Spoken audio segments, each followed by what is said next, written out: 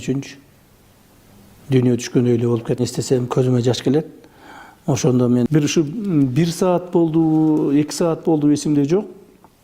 Magan uşunday kabar kelgen da. Kabar kelgen. Ana oşonda men конечно, азыр деле ошо dünya düşkün öyle olup ketken da men eken. Anam Toygonбай ажы айтып калды. Biz şunday alıp kettabız. Oşonda men lider fraksiya bolup turganmын parlamentте. Oşonda oşo lider fraksiyanын кабинетинде таанышканмын. Анан эми бул киши дагы жанакай жөнөкөй киши эмес эле да. Ушундай бир саясатчыларга, элге баш көрүнгөн адамдарга, ушулар менен бир мындай кызыгып сүйлөшүп жүргөн киши болчу да. Анан чамасы ушу менен дагы бир сүйлөшөйүн деди окшойт чамасы. Деп ошондон случайно эле келип калган. Случайно мындай күтүүсүздөн эле келип калып, анан ошондо таанышып калганмын. Бирок ошондо таанышканда дагы бир эми эсимен чыкпайт. Бир тамашакөй киши эмес беле. Ошол маалда бул киши муфтий болуп турат эле. Муфтий болуп турган маал эле мен билгенимден. Анан ошондо бул тамашакөй киши эмес беле. Мага кабинетиме кирип эле мени менен учурашып, анан жанында Тойгонбай ажыны ээрчитип кирген. Тойгонбай ажыны ээрчитип кирген. Ошондо мени менен таанышып, анан жанындагы кишини тааныштырып атып айтып атпайбы? Бул Тойгонбай деген. Тойгонбай ажы мындай чоң келбеттүү киши эмес беле, эсиңиздеби? Азыр эми арыктап калды. Анан ошону көрсөтүп айтат. Бул дейт менин телохранителим болот. Секирип туруп потолокту тебет деп айткан эсимде бар да. Ошондон кийин ушул киши эсиме калыптыр. Ушул сөзү мененчи ушунчалык тамашакөй киши экен деп эсимде калган эле. Муфтийлер айрыкча мындай болот эле го, мындай бир өзүнчө эле сүрдүү болуп, өзүнчө эле мындай унчукпаста көптү билген адам болуп, ушундай көрүнүшчү эле го. А бул адам муфтий болсо дагы ушу жөнөкөйлүгүн көрсөтүп, ушундай бир акылмандыгын көрсөтчү да. Ошентип таанышып калганбыз.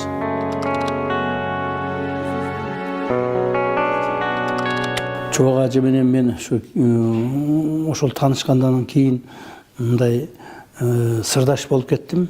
Экөөбүз көп жолукчу элек, өтө көп жолуктук, өтө көп учураштык, өтө көптөгөн маселелерди талкууладык. Анан Чубак ажы бул мен үчүн диний ишмер адам эмес, ал мага бир өзүнчө ага, ини, дос катары сезилчү да. Кээде мындай атабыздын ордуна ата дагы болуп кетчү. Ушундай жанагыдай болуп акылдарды үйрөтүп, ушундай жанагыдай болуп биз билбеген нерселерди айтып турса, кантип аны сен өзүңөн ылдый коесуң?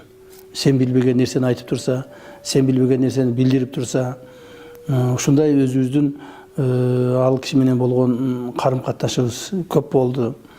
Ал киши мына менде үйдө өтө көп, жолу үйдө көп биз баарлаштык.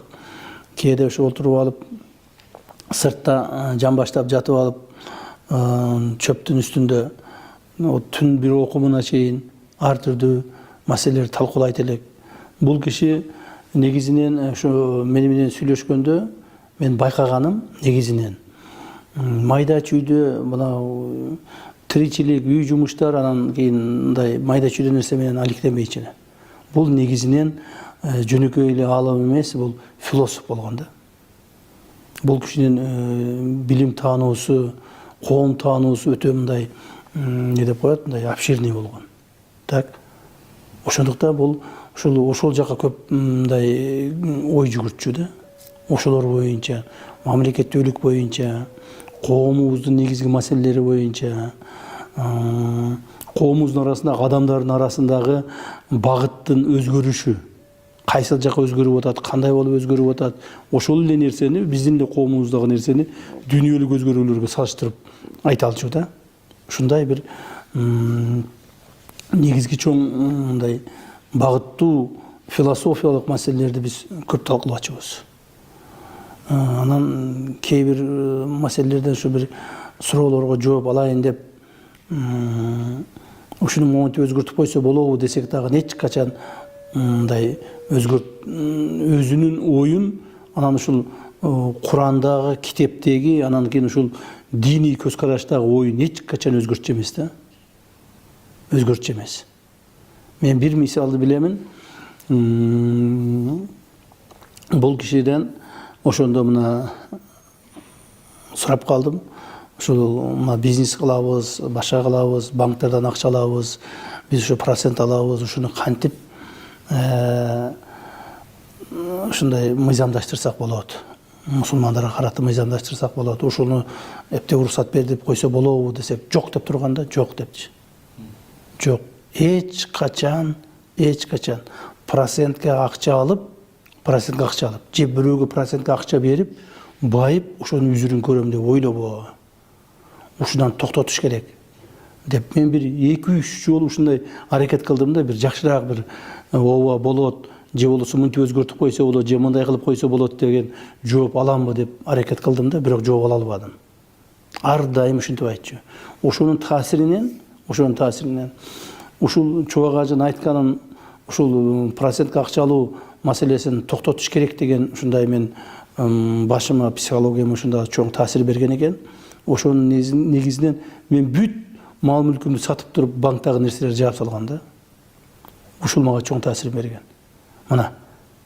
То есть бир адамдын эле көз карашы менен, бир адамдын эле илим билими менен көптөгөн нерселерди өзгөртүп салса болот деген багытта.